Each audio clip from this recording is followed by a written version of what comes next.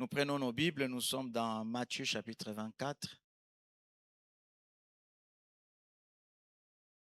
verset 12.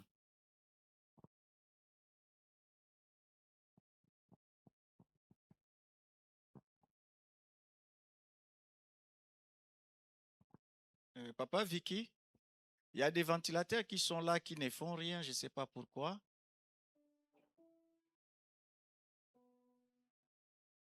Matthieu chapitre 24, verset 12. Matthieu 24, 12, je lis la parole de Dieu. Et parce que l'iniquité se sera accrue, la charité du plus grand nombre se refroidira. Amen. Et bien aimé dans le Seigneur, merci, nous pouvons nous mettre. C'est plus derrière qu'on en a besoin, Papa Vicky, pas ici devant.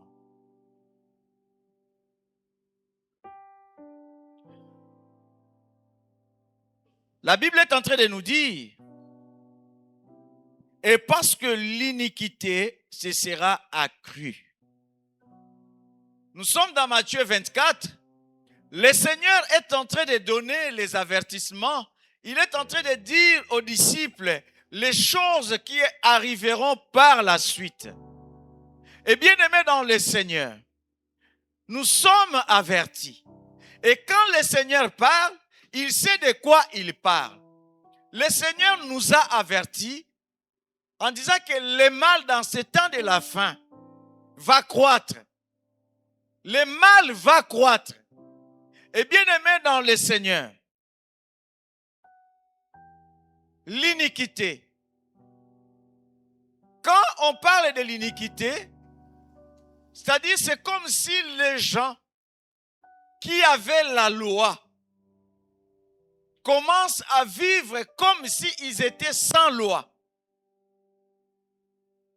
On est en train de violer cette loi.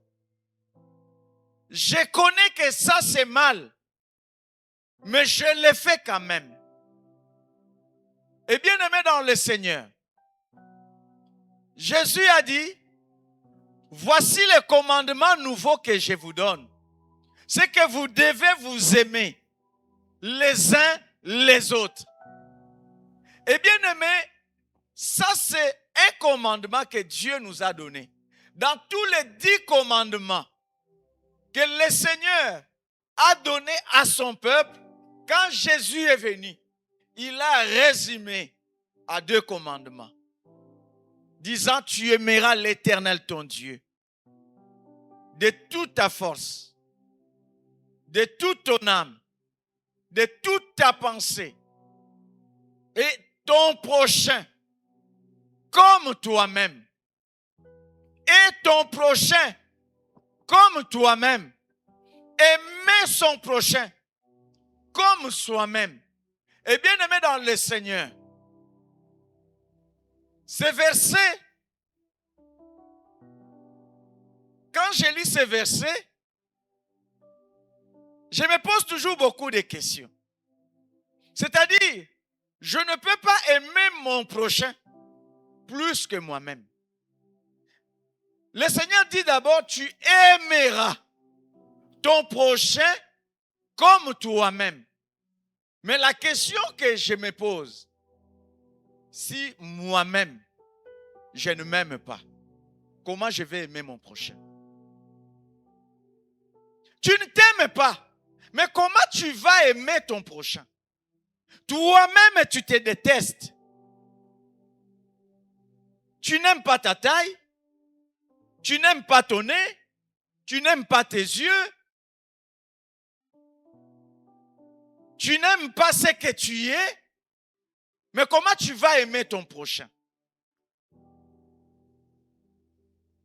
David pouvait dire, je te loue, ô Éternel, parce que je suis une créature merveilleuse.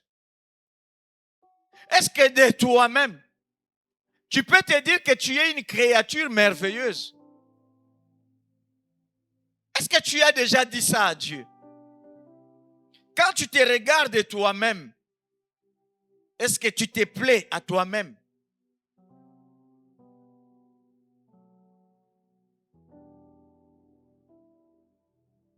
Les Français le disent bien, la charité bien ordonnée commence par soi-même. Mais tu ne t'aimes pas. Comment tu vas aimer les prochains?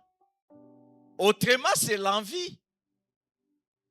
Ou tu peux commencer à dire, Seigneur, si je pouvais être comme un tel, si tu pouvais me créer comme un tel. Mais le Seigneur nous demande d'aimer notre prochain comme nous nous aimons nous-mêmes. Comme nous nous aimons nous-mêmes. Et bien aimé dans le Seigneur, le diable peut faire de sorte que tu ne puisses pas t'aimer. Ce qui se passe chez l'autre, c'est ce que toi tu veux. Autrement, ça devient de l'envie. Tu envies l'autre. Ce n'est pas de l'amour que tu portes pour l'autre. C'est l'envie. Et bien aimé dans le Seigneur, nous devons faire très attention. Même dans la vie de foi, dans la vie chrétienne, il y en a qui sont là pour s'aborder les autres. Il fera de sorte, bien aimé, que tu puisses te détester. Quelqu'un qui est toujours là à tes côtés pour te décourager, pour faire de sorte que tu te sous-estimes. Éloigne-toi de cette personne. Éloigne-toi de cette personne. La Bible dit, il y en a qui auront l'apparence de la piété. Leur piété, c'est juste l'apparence. Tu peux croire que c'est une bonne personne, mais cette personne, ce qu'il représente, ce n'est que l'apparence. Tu le vois un homme bon, tu la vois comme une bonne personne, mais en réalité, ce n'est pas une bonne personne. La personne ne t'aide pas à avancer. La personne ne voit rien de bon chez toi. Tout ce que tu feras, pour lui, c'est mauvais. Non, il fallait que tu le fasses comme ça. Non, il fallait que ça soit comme ça. Ah, toi aussi. Et bien aimé dans le Seigneur, la personne qui a emprisonné tes pensées, à tout moment, pour te rabaisser, à tout moment, pour t'humilier, jusqu'à ce que tu vas perdre confiance en toi-même. Il faut faire très attention. Il faut faire très attention. Vous savez, il y a même des parents qui sont là, qui s'abordent leurs enfants, qui poussent à leurs enfants à se détester. Toi, tu n'es pas intelligent. Tu n'as pas la bonne taille. Tu ne réussiras jamais. Des choses comme ça qui enlèvent la confiance en soi. Il y en a qui sont spécialistes en ça, qui feront de sorte que tu ne puisses même plus avoir confiance en toi-même. Au niveau des études, il y a des professeurs comme ça. Il y a des maîtresses comme ça qui regardent l'enfant. L'enfant n'a plus envie d'aller à l'école. Pourquoi? Parce que la maîtresse ne lui parle pas bien. D'ailleurs, toi, qu'est-ce que tu es venu faire? Tu es inutile. Tu ne réussiras jamais. Et toi, pourquoi tu veux aller à l'université? Pourquoi tu es à l'université? Ta place, c'est dans le ménage. Ta place n'est pas ici. Va balayer les routes. Ta place n'est pas ici. Et quand tu entends des choses comme ça, ça enlève la confiance en toi. Et de telles paroles, tu dois être fort. Ferme tes oreilles. Ne crois pas en ce qu'on te dit. Parce que si ces choses-là, tu les gardais dans ton cœur, tu es blessé. Un blessé ne connaîtra jamais l'amour. Et un blessé sera difficile pour lui ou pour elle de donner l'amour. Parce que la personne est déjà blessée. Une personne blessée n'aura jamais confiance en soi. Impossible. Parce que partout où tu passes, on te rabaisse. On te montre toujours que tu es un vaurien. On te montre toujours que tu n'y arriveras jamais. Eh bien aimé, tu n'as plus confiance en toi. Tellement tu es sabordé, tu n'as plus confiance en toi. Et en ces moments-là, tu vas croire que tout ce qui se passe dans la vie des autres, c'est ce qui est meilleur, c'est ce qui est bien. Et il n'y a rien de bon en toi. Et comment tu vas parvenir à aimer? Parce que ton cœur est déjà blessé. Il y a même les hommes qui s'abordent de leurs femmes. Mais pourquoi tu l'as épousée? Pourquoi tu l'as épousée? D'ailleurs, tu n'es même pas intelligente. Tu n'es même pas belle. Déjà, ta nourriture, j'aime pas manger ça. Et la femme qui est dans ces mariages n'a plus confiance en elle-même. N'a plus confiance en elle-même. Et en ces moments-là, tu exposes cette femme. Imagine maintenant, cette femme que toi tu s'abordes, elle arrive à l'extérieur, quelqu'un d'autre lui dit, ah, franchement, tu es trop belle. J'aime ta façon d'être. Vraiment, si tu voulais être ma femme, vraiment, vraiment, bien aimé, on prie, oui, tu pries. Mais Jésus a dit quoi à ses disciples? Quand vous allez prier, dites, et ne nous induis pas en tentation, parce que le Seigneur savait que la tentation sera là. Mais c'est toi-même l'homme qui ouvre les portes à l'ennemi contre ta femme. La femme, cette femme n'a jamais entendu que tu es belle, tu es intelligente. Tu n'as jamais mis cette femme en confiance. Tu n'as jamais mis cette femme en confiance, mais tu l'as épousée. Et tu ne l'as jamais mis en confiance. Et cette femme va trouver la confiance ailleurs. Mais c'est quel mariage? Vous savez, bien aimé, ce n'est pas ça fait même, quand même, mais ça fait du bien d'entendre de la part de la personne que tu aimes te dire, ah, tu es beau, mon mari. Ah, tu es intelligent, mon mari.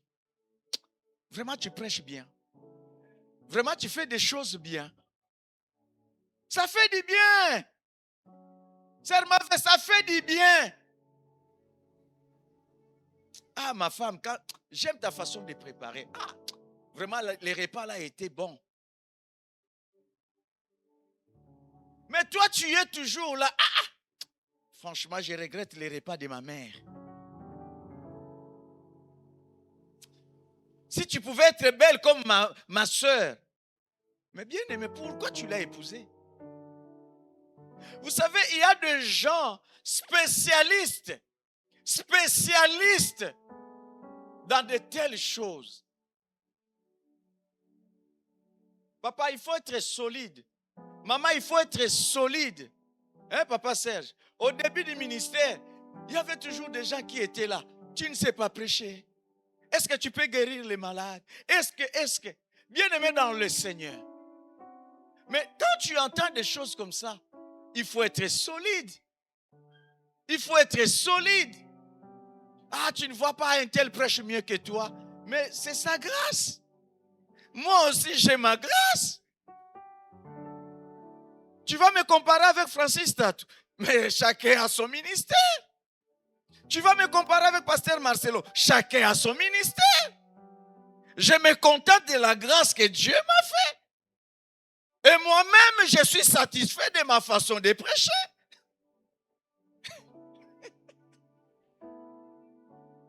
si je ne parle pas comme toi, tu voudrais que je parle. Mais c'est ma façon de rouler ma langue. Je me plais à ça, c'est bon. Quand je parle, tu comprends. Il faut être comme les Sénégalais. Quand il parle, il ne met même pas l'article, mais lui-même, il est content de ce qu'il dit. Les Ivoiriens, quand ils parlent, il n'y a pas d'article. Mais ils sont contents, ils parlent avec fierté. Mais toi aussi, sois fier de ce que tu es. Sois fier de ce que tu as. Il faut être solide. Là, des choses comme ça, il faut être solide. Mais, quand même, ça blesse quand ça vient de quelqu'un que tu aimes. Quand tu viens de quelqu'un que tu considères, vous êtes dans l'amitié. Bien-aimés dans le Seigneur, Jésus nous avait avertis, dans ce temps de la fin, il y aura des gens qui vont vivre sans loi. Le mal va croître. Et bien-aimés dans le Seigneur, plus nous prions, plus le mal ne fait que croître. Ne te pose même pas la question de dire non, normalement, c'est à l'église où je devais trouver l'amour. Je n'ai pas vu l'amour, je pars. Bien-aimé, partout tu vas partir. Ça sera la même chose. Jésus nous avait déjà avertis en disant en ce temps de la fin, le mal va tellement croître jusqu'à ce que l'amour des plus grands nombres va se refroidir. Quand le Seigneur nous demande de nous aimer ardemment, mais nous devons savoir que nous vivons dans le temps où l'amour de beaucoup de gens commence à refroidir, à se refroidir. Et bien aimé dans le Seigneur, la Bible déclare en ce temps de la fin, il y aura des temps difficiles et les gens deviendront cruels. Et les gens vont se trahir. Les gens deviendront insensibles. Insensible. Et bien aimé dans le Seigneur, dans l'amour, on trouve la sensibilité. Et quand il n'y a plus l'amour, il n'y a plus la sensibilité. Bien aimé dans le Seigneur, tu vas remarquer, quand tu aimes quelqu'un, tu deviens sensible à tout ce qui se passe dans sa vie. La personne veut se marier. Tu commences à lui dire, qu'est-ce que tu aimerais que je fasse? Tu es enthousiasmé, tu veux faire quelque chose, tu veux prouver quelque chose. Mais, pour quelqu'un qui ne t'aime pas, que tu te maries ou pas, il est insensible, ça ne lui dit rien, ça ne lui fait rien. Ah, bientôt nos frères vont se marier. Tu vois les gens insensibles. Tu accouches. Personne ne va te rendre visite. Les gens sont insensibles. À communiquer, un tel est éprouvé. Tu vois les gens de l'église insensibles. Mais regardez, les partis pris. Les partis pris. Quand c'est un tel qui est éprouvé, la personne se déplace même. Il va dormir. Si ça va, le dé, il va durer 14 jours. Il est capable de dormir chez toi 10 jours, voire même plus. Bien-aimé, pourquoi chez un tel tu le fais? Pourquoi chez un tel tu ne le fais pas? Les gens sont devenus insensibles. Le pasteur, il peut donner le communiqué. Nous avons notre soeur qui est éprouvée. Nous avons notre frère qui est éprouvé. Allez voir maman Brigitte. On est devenu tellement insensible. On va passer maman Brigitte comme si on ne la connaissait pas. On va faire semblant comme si on ne la voyait pas. Nous sommes devenus tellement insensibles. Les problèmes qui se passent chez un tel, on devient tellement insensible. Ça ne nous intéresse pas. Mais il faut regarder aussi la flèche là des deux côtés. Tu vas voir même quelqu'un qui est malade à l'église. Ne dis à personne. Ne donnez pas les communiqués. Je ne vais voir personne chez moi. Il faut pas. Bien aimé, l'amour a disparu. Et la personne qui a besoin de l'amour, il va dire ne dites à personne. Mais à la fin, la même personne qui a dit ne dites à personne, c'est la même personne qui va dire ailleurs, dans cette église, il n'y a pas l'amour. J'avais tel problème, on ne m'a pas visité. Mais c'est toi-même qui avais dit de ne pas donner le communiqué. Tu ne voulais personne. Nous devons comprendre ce que nous sommes en train de faire. Quelqu'un qui est malade, non, il ne faut même pas le dire à l'église. Ne donnez pas mes nouvelles à l'église. Mais on attend toujours, l'église c'est une famille, l'église c'est une famille. Mais quelle est cette famille? On se cache les choses. Ce qui est plus grave encore, que le pasteur ne le sache pas. Que le pasteur ne le sache pas. Mais bien aimés dans le Seigneur, nous allons où? Nous allons où? Qu'est-ce que nous sommes en train de faire? Qu'est-ce que nous sommes en train de faire? Moi, quand je voyage, je donne le communiqué à l'église, je voyage. Si tu ne le dis pas, ça devient un problème. Mais quand toi, tu voyages, même les pasteurs ne le savent pas. Moi aussi, je vais commencer à cacher les choses. Donc, vous avez droit de cacher les choses. Le pasteur n'a pas droit de cacher les choses. Le pasteur a acheté la maison. Il ne nous a rien dit. Bon, que je fasse la publicité maintenant. J'ai acheté la maison. J'ai acheté la voiture. J'ai acheté les habits. Mais toi, tu aimerais même bien cacher que tu vives inaperçu, que les pasteurs ne le sachent pas. Il y a des gens qui sont terribles. Vous savez, chez nous, les Bayombe, ma tribu, elle est terrible, Papa Serge. C'est une tribu, quelqu'un qui est riche, capable de se comporter comme un pauvre, comme quelqu'un qui n'a rien. Jusqu'à ce que vous aurez pitié de lui. Vous pouvez même faire des cotisations, des contributions pour lui. Mais alors qu'il est plus riche, il vous regarde. Oh, regardez-moi, c'est... Bien-aimé. Vous savez, à l'époque, notre tribu, on vivait dans la peur. C'est-à-dire, on ne pouvait même pas acheter quoi que ce soit. Parce que si dans la famille, on savait que tu avais telle chose, c'est toi qui vas passer en premier. Donc, il ne faut pas montrer que tu as quelque chose. Mais aujourd'hui, les gens continuent à prier. Ils montrent comme s'ils n'ont rien. Ça aussi, bien aimé, c'est de la méchanceté.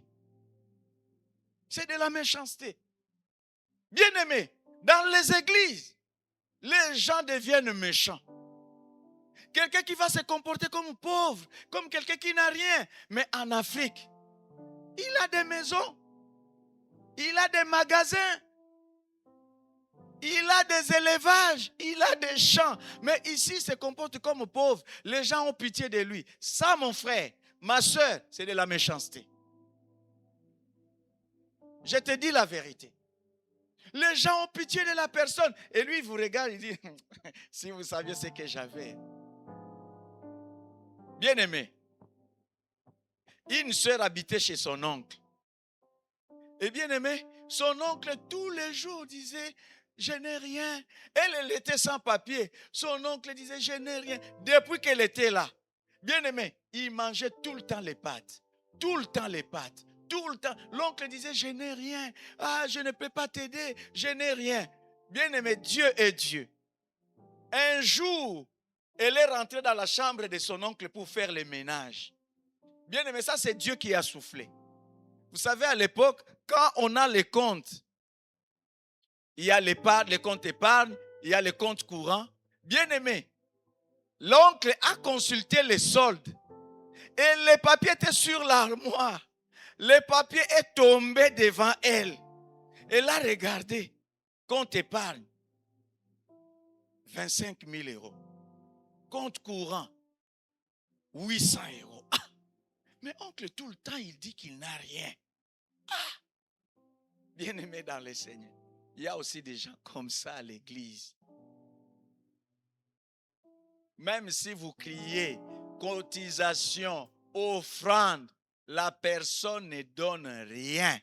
La personne ne bouge pas. Bien-aimé, notre amour se manifeste aussi dans notre manière de donner. Quand Abraham, le père de la foi, a donné Isaac, Dieu a dit quoi? Maintenant, je sais, Abraham, que tu m'aimes. Est-ce que tu aimes Dieu? Nous devons aimer Dieu de toute notre force, de toute notre âme, de toute notre pensée. Est-ce que Dieu est dans nos pensées? Est-ce que Dieu est dans nos pensées? Il y a des frères, il y a des sœurs dans l'église. Dieu n'a jamais vu même les 50 €. Dieu n'a jamais vu ça. Jamais. Dieu n'a jamais vu ça.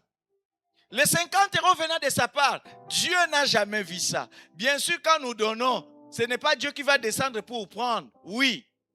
Mais dans l'œuvre de Dieu, Dieu n'a jamais vu tes 50 €. Jamais. Mais tu es là capable de dire, Seigneur, je t'aime. Seigneur, je t'aime. Mais si le Seigneur te posait la question, en quoi tu m'aimes? En quoi tu m'aimes? Bien-aimé, le mal accru, nous vivons comme des gens sans loi. C'est ce qui fait que l'amour de beaucoup de personnes commence à se refroidir. L'amour a refroidi. On ne voit plus l'amour. On ne vit plus l'amour. Les gens capables de se trahir. Bien-aimés, quand les frères de Joseph ont comploté contre Joseph, premièrement, ils voulaient le tuer. Mais est-ce qu'ils ont pensé à leur père? Ils n'ont pas pensé à leur père Israël. Ils n'ont pas pensé à lui. Est-ce qu'ils ont pensé à Benjamin? Ils n'ont pas pensé à Benjamin. Parce que dans le sens propre, Joseph était devenu orphelin de mère. Sa mère était décédée. Benjamin aussi était orphelin de mère. Mais ses frères n'ont pas pensé au mal qu'ils vont faire à Benjamin et à leur père Israël. Pour eux, non, on se débarrasse d'une personne. Comme il y a certains qui pensent se débarrasser de toi. Je te dis sincèrement, mon frère, je te dis sincèrement, ma soeur, il y a des gens sur cette terre qui pensent à se débarrasser de toi. Tu existes, mais c'est comme si tu n'existais pas. Oui, parce qu'ils trouvent encore leur intérêt auprès de toi. C'est pourquoi tu vis. C'est pourquoi tu vois un peu de respect. Mais quand ils auront tout ce dont ils ont besoin, c'est là où tu vas comprendre que tu n'étais qu'un cheval qu'ils utilisaient pour atteindre leurs objectifs. Dans ta tête, tu envoies l'argent pour construire. Dans ta tête, tu es en train d'investir au pays. Mais un jour, tu comprendras que tu n'as jamais investi pour toi. Tu as investi pour eux. Un jour, tu les comprendras que tu n'as jamais été leur frère, mais tu étais tout simplement un instrument qu'ils avaient besoin pour leur profit. C'est pourquoi Jésus était clair. Ne pensez pas que j'ai amené la paix, mais j'ai amené l'épée. L'homme aura pour ennemi les gens de sa maison. Mais toi, enfant de Dieu qui écoute cette parole, continue à aimer. Aime sincèrement. Aime sincèrement. Si dans le monde, il n'y a plus l'amour, l'Église doit continuer à aimer.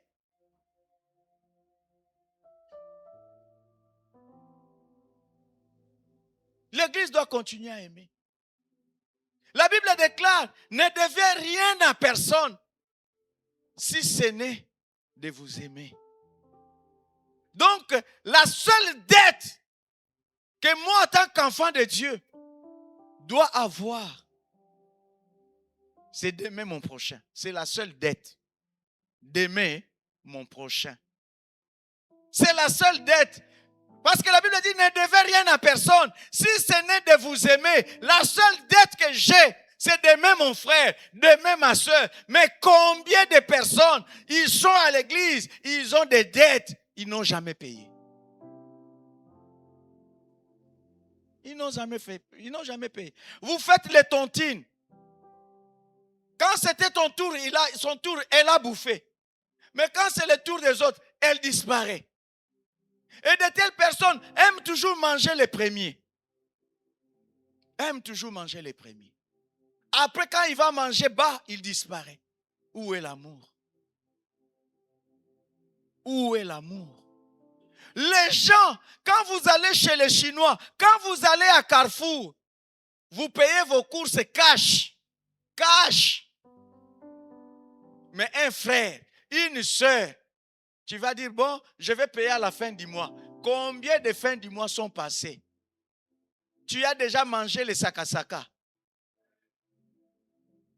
Combien de mois sont passés? La dette, tu n'as jamais réglée. Mon frère, tu n'as pas l'amour. Ma soeur, tu n'as pas l'amour.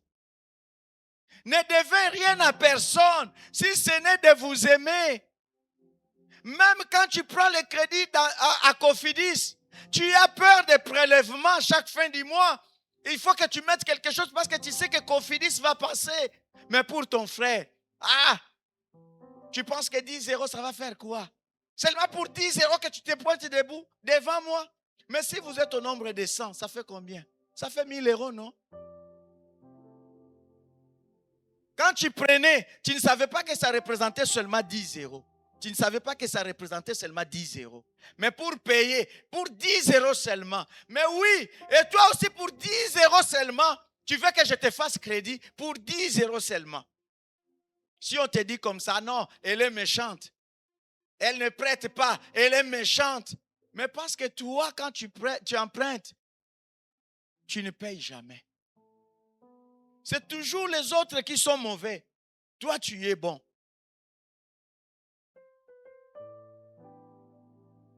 C'est-à-dire, quand tu ne payes pas tes dettes, tu bloques ton frère. Tu ne veux pas que ton frère puisse avancer.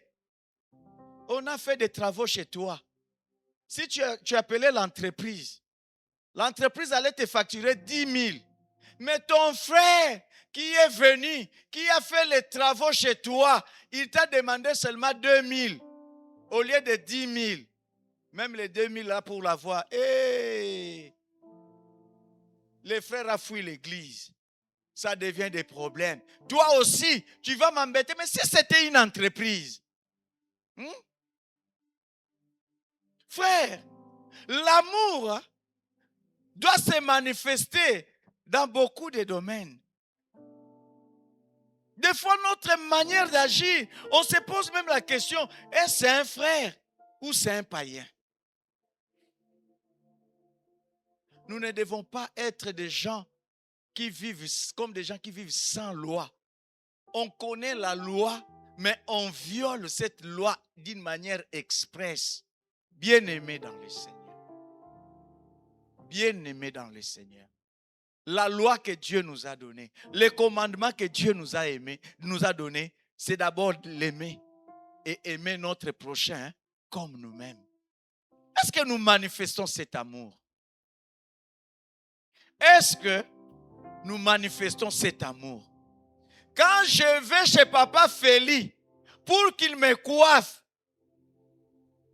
bien aimé, même sortir quelque chose, ça devient un problème. Mais quand tu vas au salon, c'est tout de suite tu payes. 20 euros, 25 euros, sans problème. Mais quand tu passes chez Papa Félix, il va faire quoi? C'est un frère, il va faire quoi? Mais bien aimé, il te rend service. Je donne l'exemple. Là, il demande 10 euros. Je donne juste l'exemple. Là, c'est 10 euros. Au salon, c'est 20 euros. Mais les mêmes travail. Tu te dis, là, je vais payer cash. Mais je sais pas, Papa Félix, demain à l'église. Papa Félix. Pour l'instant, je n'ai rien. Demain. Le lendemain, tout le monde dit, ah, tu es beau, mon frère. Mais tu oublies la personne qui t'a rendu beau. Hein? Comment nous devenons des méchants comme ça? Frère, nous devons savoir nous encourager les uns les autres. Savoir s'encourager les uns les autres. C'est aussi une manière de montrer à l'autre que tu aimes. Bien-aimé, quand on aime, on valorise.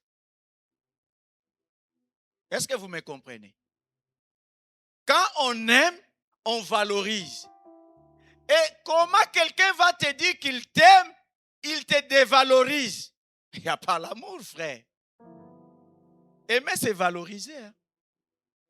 Aimer, c'est valoriser. En d'autres termes, quelqu'un qui parle mal de toi, qu'est-ce qu'il fait? Il te rabaisse, non? Et où est l'amour là-dessus?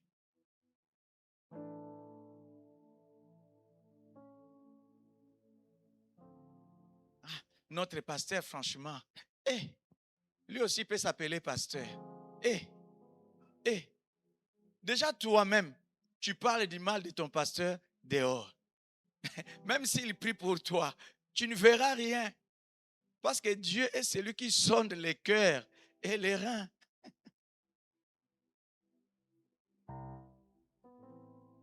Quand on aime, hein, on valorise. Quand on aime, on valorise. Vous savez, bien aimé, j'arrive à l'île Maurice. Tu vois les gens, ils sont fiers de leur pays et ils appellent leur pays paradis. Tu entends quelqu'un dire, j'ai la chance d'être mauricien. C'est-à-dire lui-même, il aime son pays en train de valoriser son pays. Et toi-même, tu regardes, tu te dis, ah, oui, il aime son pays. Il valorise son pays.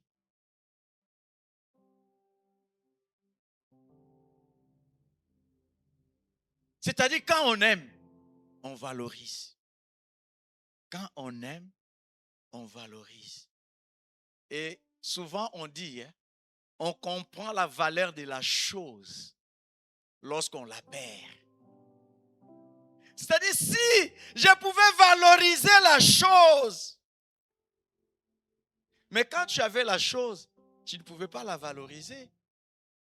Quand on ne valorise pas, c'est-à-dire on n'aime pas. Quand on aime, on valorise. Maman, si tu aimes ta fille, si tu aimes ton fils, tu vas les valoriser. Si tu aimes ta mère, oh non, vous savez les enfants aujourd'hui, ne touche pas à ma mère, ne touche pas à mon père. Oui, ne touche pas, c'est bien. Mais toi-même, tu les touches.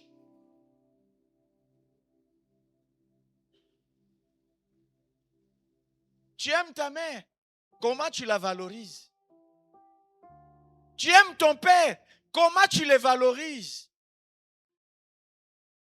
La valeur, ce n'est pas seulement en parole, mais dans les conditions de vivre. Vous savez, des fois, on ne peut pas dire à quelqu'un que tu l'aimes, mais ta façon d'être, la manière dont tu valorises la personne comprend que tu l'aimes.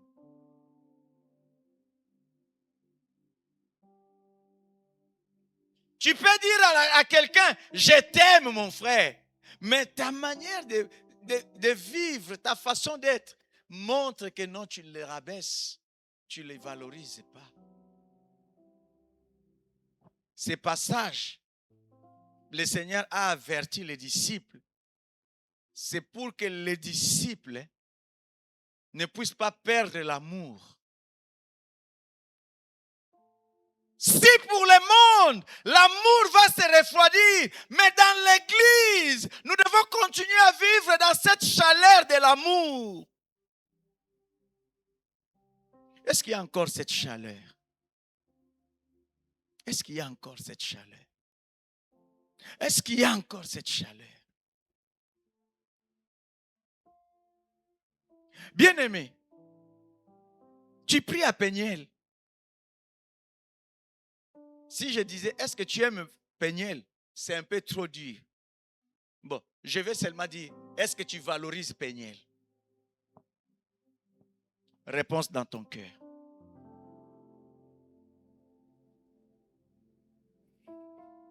Bien-aimés dans le Seigneur, lisons 1 Jean, chapitre 2. 1 Jean, chapitre 2.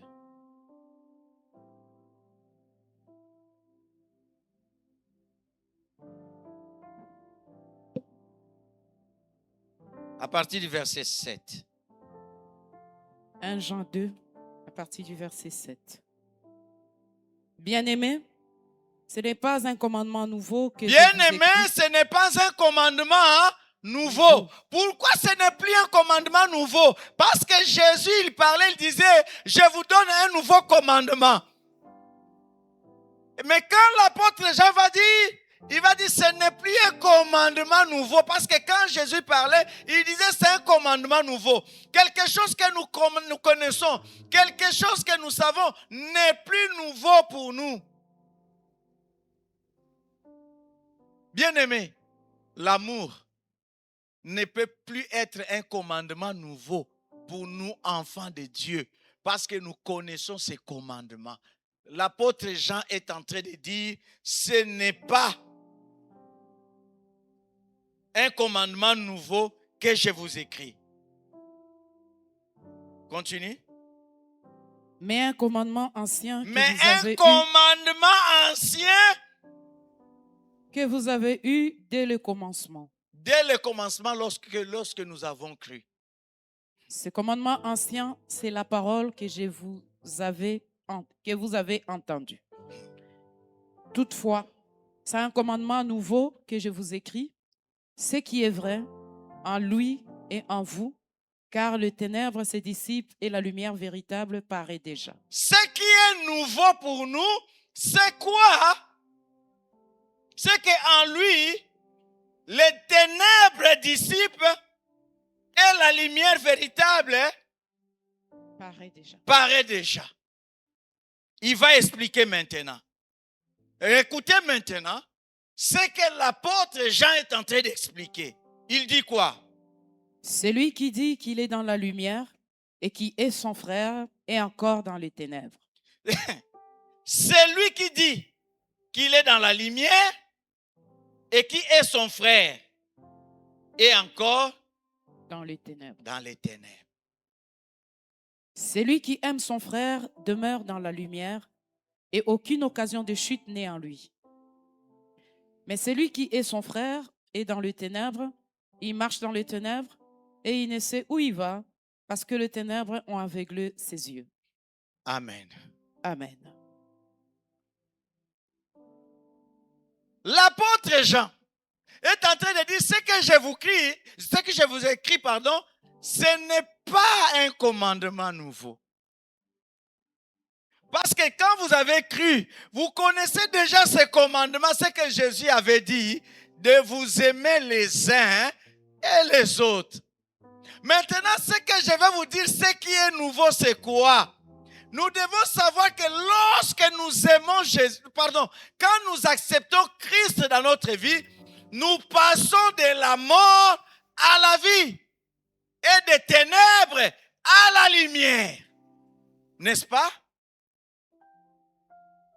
Maintenant, comme nous passons des ténèbres à la lumière, de la mort à la vie, c'est-à-dire, nous devons aimer les frères, nous devons aimer les sœurs, parce que nous ne sommes plus dans la mort, nous ne sommes plus des morts, nous ne sommes plus dans les ténèbres, mais nous sommes passés de la mort à la vie et des ténèbres à la lumière.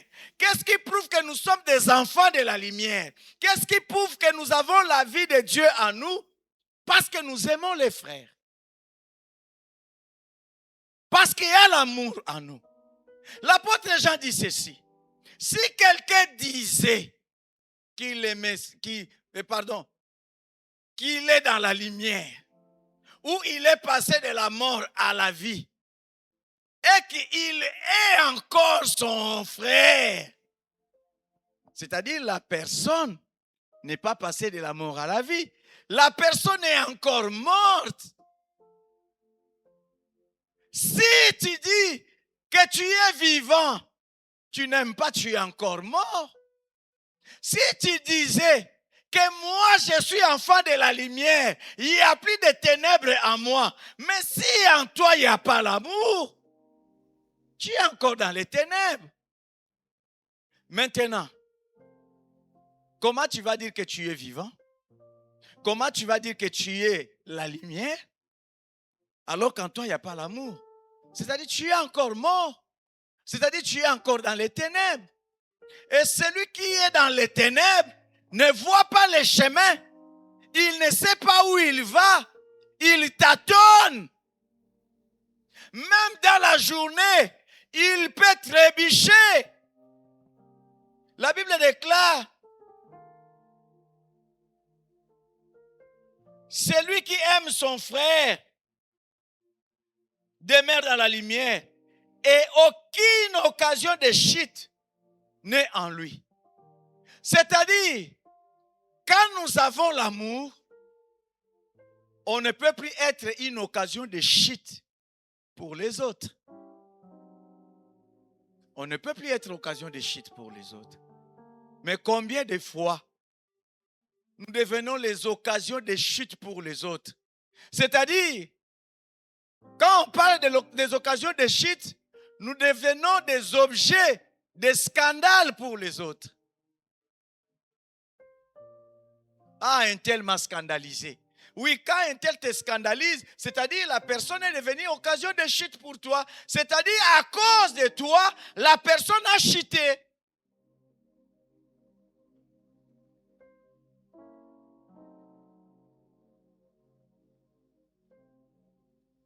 Bien-aimés dans les Seigneurs, si nous sommes les enfants de la lumière, si nous sommes passés de la mort à la vie, le Seigneur ne nous demande pas plusieurs choses. Le Seigneur nous demande une seule chose. Le Seigneur nous demande l'amour. Parce que l'amour englobe tout. L'amour ne cherche pas son propre intérêt. L'amour ne soupçonne pas le mal. Combien de personnes vivent dans les soupçons? Comme le pasteur a fait ça, ça veut dire ça. Est-ce que tu as vu les pasteurs? Bien-aimés, les enfants de Dieu sont toujours là dans les soupçons. Je peux être là en train de parler avec papa Faustin. Et Myriam qui se dit, ah, comme il parle avec papa Faustin, c'est-à-dire il parle du mal de moi. Et Myriam qui va aller voir Romiel. Tu as vu ce que Rodolphe a fait avec papa Faustin? Ils étaient là. Moi-même, je les ai vus en train de parler de mal de moi. Est-ce que tu as entendu? Tu as vu? Est-ce que tu as entendu? Les soupçons. Les soupçons. Mais aie le courage. Peut-être que tu as honte. Ah, vous êtes en train de parler de quoi? Aie le courage. Aie le courage. Un jour comme ça, je vous donne toujours ce témoignage. Quand on était encore à la République, je me tenais toujours devant la porte à la fin du culte pour saluer tout le monde. Et à la fin du culte, bien-aimé dans le Seigneur, je vois une maman qui se cache, qui se faufile parmi la foule, dans la foule, elle s'en va. Ah, je dis, ah Seigneur, j'étais blessé quand même dans mon cœur. Je dis, ah Seigneur, donc cette maman refuse de me saluer. Mais j'ai eu le courage d'appeler la maman. Je l'ai appelée, j'ai dit, maman, qu'est-ce que je t'ai fait? Elle me dit, quoi, pasteur? J'ai dit, à la fin du culte, je t'ai vu faufiler dans la foule. Tu as refusé de me saluer. Elle m'a dit, pasteur, mon mari m'attendait dehors. Comme mon mari n'est pas patient, si je traînais encore, parce que je savais qu'il y avait beaucoup de personnes qui te saluaient, alors je ne voulais pas traîner. Et si tu me voyais, tu allais me poser beaucoup de questions. C'est pourquoi j'ai faufilé et je suis parti pour ne pas scandaliser mon mari. Ah, merci. Mais maintenant, si je ne lui avais pas posé la question, j'allais continuer à vivre dans les soupçons. Mon esprit allait être chargé. Mon cœur allait être chargé.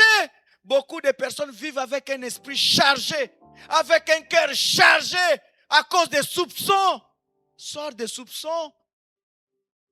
Ton cœur sera apaisé. Les gens n'ont plus le courage pour poser la question, pourquoi tu as fait ça? Pourquoi tu as agi comme ça? Mais toujours dans les soupçons. Toujours dans les soupçons. Toujours dans les soupçons. Bien-aimé, l'amour ne cherche pas son propre intérêt. Aime que les autres avancent. Tu vas voir quelqu'un, il contribue pour ton mariage. Il fait des choses pour ton mariage parce qu'il sait que bientôt ça sera son mariage. Il commence à regarder. Moi, dans ton mariage, j'ai fait ça. Maintenant, à ton tour. Donc, toi, tu fais pour attendre au retour. Ça, ce n'est pas l'amour. L'amour, quand l'amour fait, l'amour n'attend rien au retour. Tu t'attends à Dieu. La Bible dit, maudit soit l'homme qui se confie dans l'homme. Moi, je visite les gens, mais quand c'est mon tour, personne ne me visite. Comment tu dis que personne ne te visite? Le Saint-Esprit t'a visité. Dieu t'a visité, il est là avec toi. Maudit soit l'homme qui se confie dans l'homme.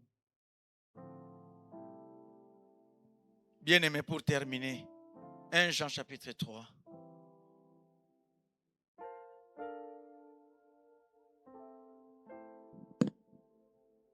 1 Jean chapitre 3, verset 11. Je lis 1 Jean 3, 11. Car ce qui vous a été annoncé et ce que vous avez entendu dès le commencement, Ce que vous avez entendu dès le commencement, lorsque tu as écrit dès le commencement, Dieu dit quoi? ce que nous devons nous aimer les uns les autres et ne pas ressembler à Caïn. Ne pas ressembler à Caïn. Combien de personnes ressemblent à Caïn? Beaucoup vont dire, moi je ne ressemble pas à Caïn. Moi je ne ressemble pas à Caïn. La Bible va s'interpréter. Qui était du malin et qui tua son frère. Et pourquoi le tua-t-il? Pourquoi Caïn a tué Abel? La Bible nous dit quoi? La réponse? Parce que ses œuvres étaient mauvaises et que celles de son frère étaient justes. Ses œuvres étaient mauvaises. Celles d'Abel étaient justes. Bien-aimé, pourquoi les gens te haïssent? Tu ne comprends pas? Si tu es mauvais, répands-toi. Mais si tes œuvres sont justes, bénis le Seigneur. Parce que la Bible déclare, ceux qui chercheront à vivre pieusement seront persécutés. Pourquoi les gens sont jaloux de toi? Si tu sais que tu es juste devant Dieu, ne t'occupe pas d'eux. Continue ton chemin avec Dieu. Continue, ma soeur. Merci. Ne vous étonnez pas, frères, si le monde vous hait. Si le monde vous hait, ne vous étonnez pas. La Bible continue à expliquer. Nous savons que nous sommes passés de la mort à la vie parce que nous aimons le frère. Parce que nous aimons les frères. Vous voyez ce que Jean 2 1 Jean chapitre 2 nous a dit? Là, au chapitre 3, l'apôtre continue. Répète. Verset 14. Nous savons que nous sommes passés de la mort à la vie parce que nous aimons le frère. Celui qui n'aime pas demeure dans la mort. Celui qui n'aime pas demeure dans la mort. Quiconque est son frère est un meurtrier. Et vous savez qu'aucun meurtrier n'a la vie éternelle demeurant en lui. Arrête-toi un peu là. Merci. Arrête-toi un peu là. On va continuer après. Quiconque est son frère est un meurtrier. Quiconque est son frère. Tu vas dire, mais comment je suis meurtrier alors que je n'ai pas tué la personne? Jésus dit ceci.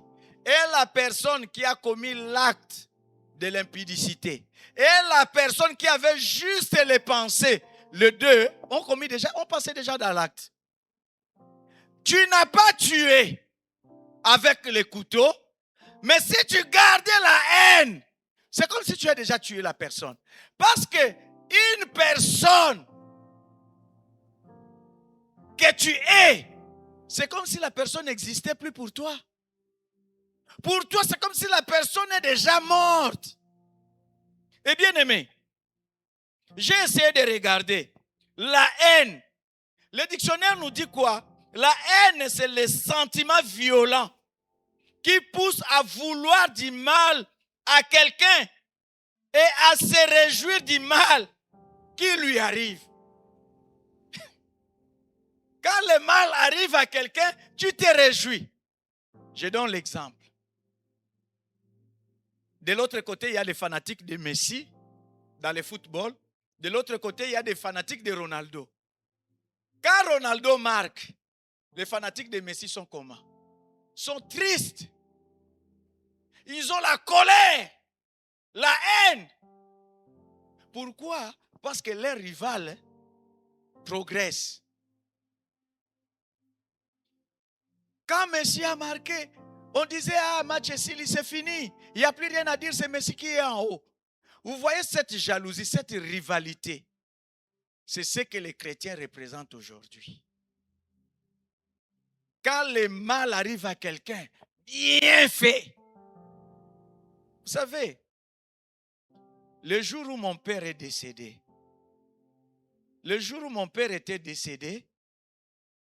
pendant que nous, on pleurait, bien aimé, je n'ai pas entendu ça de quelqu'un d'autre.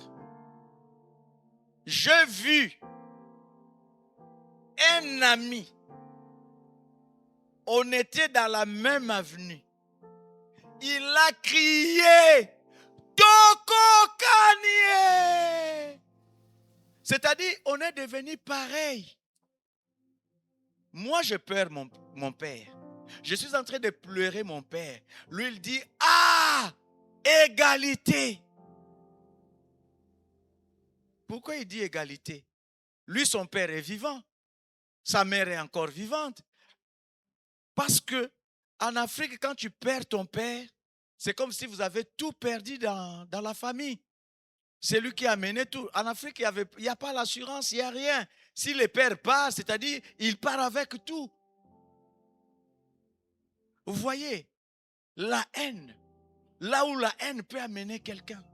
C'est-à-dire, quand le mal arrive à quelqu'un, tu te réjouis.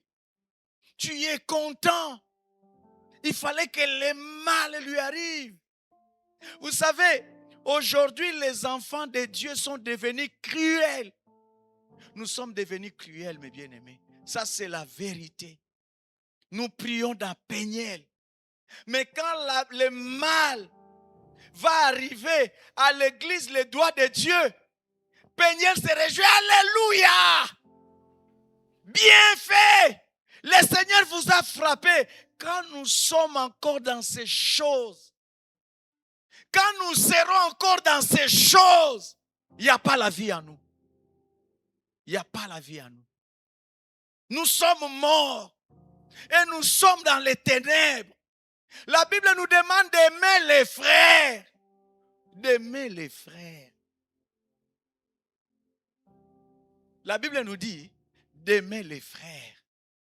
Et toi, frère, et toi, sœur, si quelqu'un n'aime pas ton pasteur, tu fais de la personne ton ennemi, tu es dans les ténèbres. Je te dis la vérité. Tu es dans les ténèbres. Ce n'est pas le pasteur qui t'a sauvé, c'est Jésus qui t'a sauvé. Jésus te demande même en te disant aimez vos ennemis. Aujourd'hui, bien-aimés, allez sur les commentaires. Allez seulement sur les commentaires. Vous allez voir comment les soi-disant chrétiens insultent les autres pasteurs. Tu te poses la question, mais la personne là, elle est chrétienne ou comment? Quand les choses se passent dans une autre église, comment les gens se réjouissent, comment les autres chrétiens sont contents. Bien-aimés, Saül était ennemi de David. Mais quand Saül était mort, David a dit quoi? Ne le publiez pas. Ne le dis pas chez les païens. Qu'on ne le sache pas. David a pleuré. Mais aujourd'hui, quand ton ennemi meurt, quand l'autre pasteur meurt, quand le frère de l'autre église meurt, oh Seigneur, merci, bien fait. Dieu l'a frappé. David n'a pas dit que Dieu a frappé Saül. David n'a jamais dit ça. Mais nous nous réjouissons quand le mal arrive à d'autres églises. Et d'autres églises se réjouissent quand le mal nous arrive. On est encore dans les ténèbres. Bien-aimés, ces choses-là, je vous les prêche parce que nous sommes là, nous attendons la vie éternelle. Mais écoute ce que la Bible dit. La Bible dit ceci.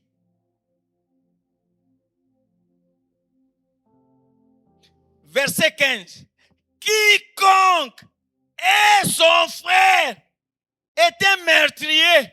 Et vous savez qu'aucun meurtrier n'a la vie éternelle demeurant en lui. La vie éternelle ne demeure pas en nous. Tu vas dire que tu as reçu Jésus, tu as la vie éternelle. Si l'amour n'est pas en toi, la vie éternelle aussi ne demeure pas. Ce n'est pas parce que tu voles. Ce n'est pas parce que tu fais... Non. S'il n'y a pas l'amour, tu ne verras pas le Seigneur. Bien-aimé, donne les offrandes comme tu veux. L'apôtre Paul dit, même quand je donnerai mon corps à être brûlé, si je n'ai pas l'amour, c'est rien. C'est rien. C'est rien. C'est rien. Bien-aimé, bien-aimé, nous avons connu l'amour en ce qu'il a donné sa vie pour nous. Nous aussi, nous devons donner notre vie pour les frères. Nous sommes debout, nous allons prier.